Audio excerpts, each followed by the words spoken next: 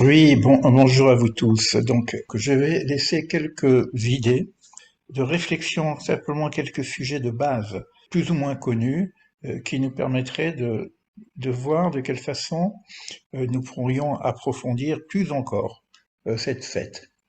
Donc voilà, les idées vont dérouler, pas dans l'ordre, parce que pris des notes un petit peu, c'est une forme de compilation aussi. Le soir de Purim, nous avons l'habitude de lire un texte qui s'appelle la Megillat Esther, et je rajoute que, chose connue, que Megillah veut dire dévoilement, révélation, Esther caché.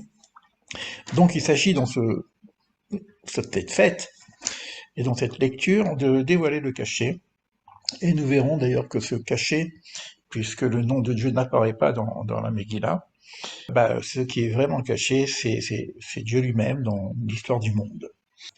Voilà ce qui se joue un peu dans la Megillah, d'où l'importance de cette fête, où on vient nous dire justement que toutes les fêtes deviendront battelles, c'est-à-dire bon, réduites ou secondaires, par rapport à Purim, c'est-à-dire qu'il y aurait une réactualisation de l'enseignement biblique.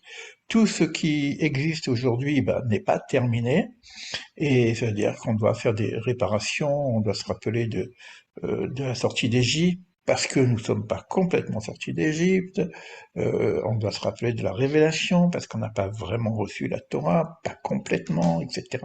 Ce qui fait que quand on aura justement cette révélation totale, cette Torah qui est cachée quelque part dans la Torah que nous avons, quand on aura terminé tout le processus de la libération et de la sortie d'Égypte, etc., ces fêtes auront été accomplies et donc nous n'aurons pas besoin de les commémorer en termes de fête, juste un souvenir. Par contre, Purim sera la fête de base puisqu'il viendra annoncer la dernière délibération, qui est donc la révélation du Dieu et comme j'ai expliqué, doublement caché.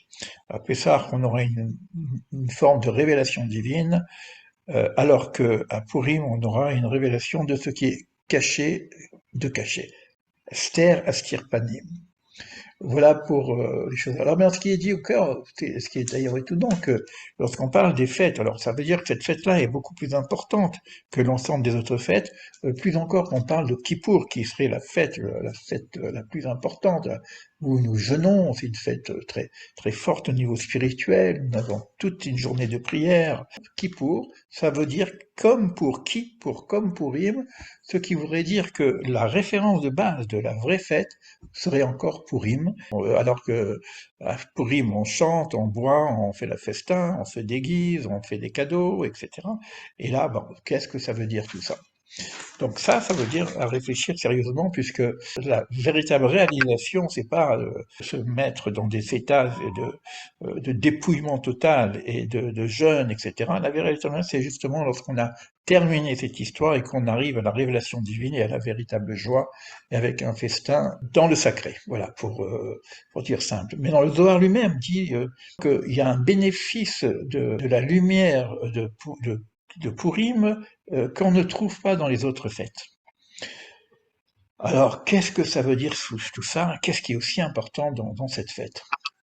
Mais principalement, on vient de nous dire qu'à chaque fois qu'on dit Amelech Achashverosh, c'est-à-dire le roi de Perse, hein, donc Achashverosh, il s'agit bien du roi de Perse, mais par contre, lorsqu'on dit que Amelech, il faut entendre dans le récit qu'il s'agit donc du roi des rois, du maître des mondes. Voilà. Alors c'est vrai qu'il y a, on verra qu'il y a aussi un rapport très fort entre Purim et la Shoah au niveau historique, et ça, les commentateurs et puis le texte lui-même nous donnent quelques indices, hein, à savoir que Purim nous permettrait de pas de comprendre le sens, mais je ne sais pas comment dire, mais serait un indice, indicateur du signifiant de la Shoah. Il y a un très très bon livre qui s'appelle Les Codes d'Esther, hein, donc où on découvre des chiffres qui correspondent totalement à qui a été écrit donc du temps de Purim, et puis on retrouve par exemple des indices sur la Shoah. Ça c'est une chose. Pour faire encore un rapport avec Kippour, on a vu tout à l'heure que lorsqu'on parle de Améler, il s'agit du roi des rois, donc non pas du roi de Perse, Ahasveros, mais lorsque Mordechai demande à Esther d'aller négocier ou parler avec le roi, c'est écrit Améler. Donc il s'agissait ici que Esther, qui représente la Knesset Israël, doit parler avec Akadosh Baruch Hu, le roi des rois. Et ce jour-là, donc on voit dans l'histoire qu'elle ne pouvait pas le faire parce que le roi Ahasverosh ne recevait pas les gens comme ça, donc elle pouvait même risquer sa vie. Et on sait aussi que à Kippour, le grand prêtre, c'est le seul moment où on peut entendre le nom divin, et c'est à Kippour, dans cet espace du temple, où, à l'intérieur du temple, au cœur du temple, ce jour de Kippour, le grand Cohen pouvait exprimer le véritable nom qu'on ne peut pas, nous, aujourd'hui, exprimer. Alors, ça donne une explication pourquoi le nom n'est pas écrit proprement dit dans la Megillah, parce que comme la Megillah est un texte qu'il faut lire mot à mot, pratiquement, il faut pas lâcher un mot, et le dire dans des mots du texte. Si on avait mis le nom de Dieu, Yud-Ké, Vav-Ké, on aurait été obligé de le lire tel quel, alors que lorsqu'on fait la prière, on a un surnom qui est remplacé. Au lieu de lire le texte Yod-Ké, Vav-Ké, donc le nom que je ne peux pas prononcer, on va rajouter un surnom que je ne peux pas complètement prononcer, mais qu'on dit Ammonai, que tout le monde est connu. Alors, ici, il y a un rapport direct entre ce qui se passe au niveau de l'histoire du monde et ce qui se passe avec l'histoire, avec le divin. La reine Esther, qui devait parler avec le roi Ashkaréos, qui pourrait, donc elle mettait sa vie en danger, de la même façon de vouloir parler ou exprimer le fond du fond dans la relation avec le divin, tel qu'il devrait se dire, il y a aussi ce même risque que nous retrouvons à Kippour. Alors, ce qui se joue, évidemment, c'est encore une fois la survie du peuple d'Israël, puisqu'on est là face à une, un décret d'extermination du peuple entier, pour une petite histoire comme quoi Mardochai ne se faisait pas prosterner devant Haman, le méchant, et bon, l'histoire se termine bien, etc. Mais quoi qu'il en soit, on a vraiment une problématique d'existence du peuple d'Israël de tout temps, et donc il y a une forme de préfiguration, en fin de compte, de la fin des temps, où le peuple d'Israël pourrait donc défendre sa propre existence. Le principe destructeur d'Israël, et en même temps représentant, est porté par ce qu'on appelle Amalek. Bon, Amalek fait partie de l'histoire biblique, mais va avoir plusieurs figures tout au long de, de l'histoire contemporaine, jusqu'à aujourd'hui encore. Quand on a eu la Shoah, on pouvait avoir une image de ce que représente Amalek, en termes d'extermination dans toutes les provinces, etc.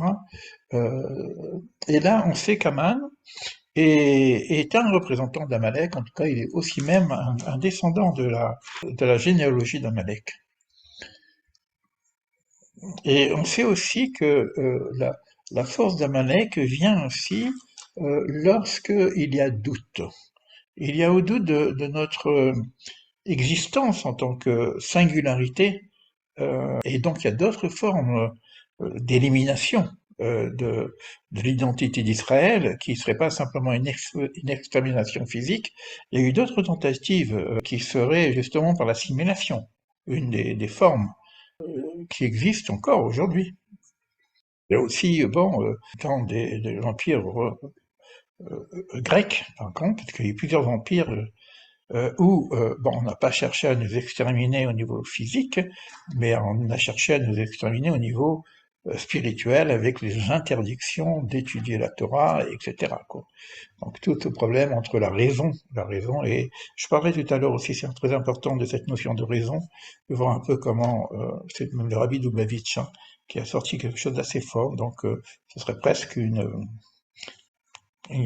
un thème pour lui-même que je pense certainement développer quand même dans un autre cadre.